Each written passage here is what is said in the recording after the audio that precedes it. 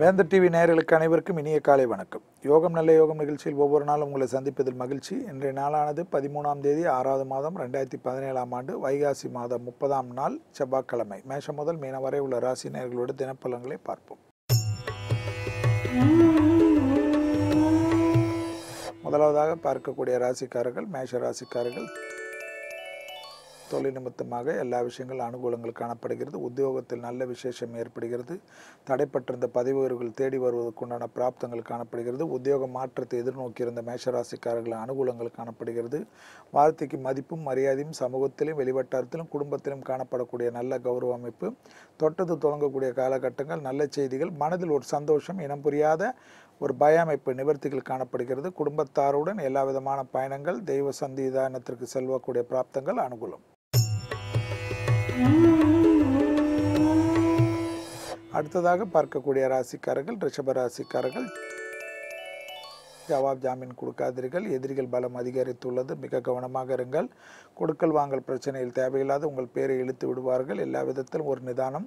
யார் எவ்வளோ க்ளோஸாக இருந்தாலும் எல்லா விதத்திலிருந்து ஒதுங்கி கொள்ளுங்கள்.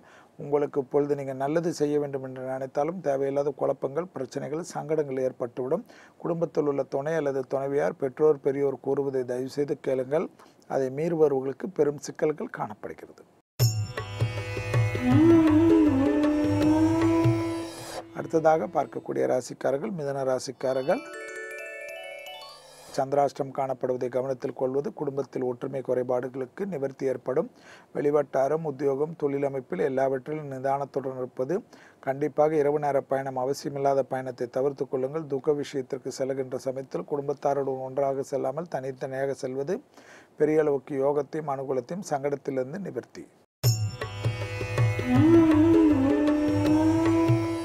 அடுத்ததாக பார்க்கக்கூடிய ராசிக்காரர்கள் கடக ராசிக்காரர்கள்.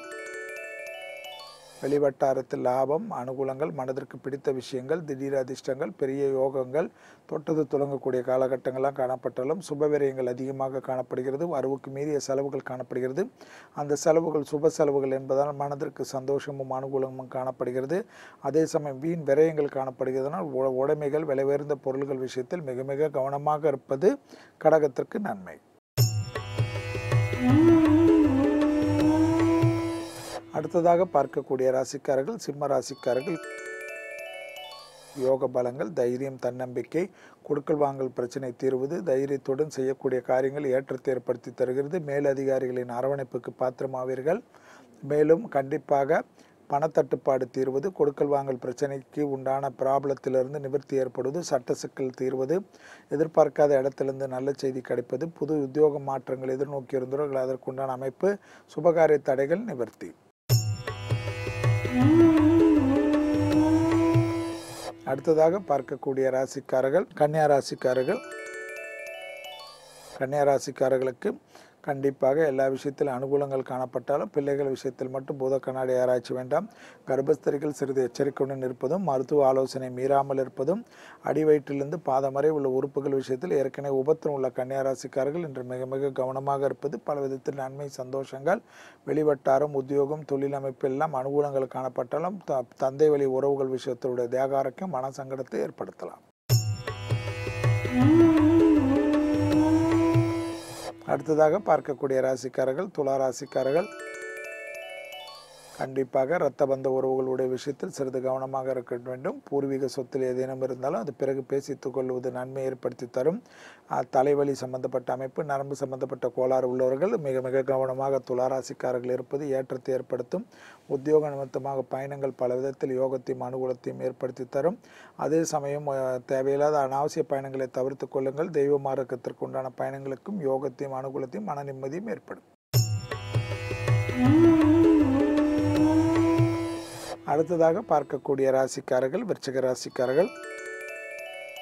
தைரியம், தன்னம்பிக்கை, எடுத்த காரியத்தில் ஜெயம், உத்தியோகத்தில் மேன்மை, படிப்படியாக நல்ல முன்னேற்றம், உங்களுடைய செல்வாக்கு உயரக்கூடிய பிராப்தத்தை கண்கூடாக பார்க்கலாம். அசையா பொருள் சேர்க்கை, கடல் கடந்த நல்ல செய்திகள், தொலைதூர மார்க்கங்கள், அனுகூலங்கள், வேற்றுமொழி மனிதர்கள் மூலமாக மிகப்பெரிய ஆதாயங்கள் எல்லாம் காணப்படும். அதே சமயம் குடும்பத்தில் ஒற்றுமை குறைபாடு காணப்படும். திருமணத்தில் தடைகள் காணப்படுகிறது.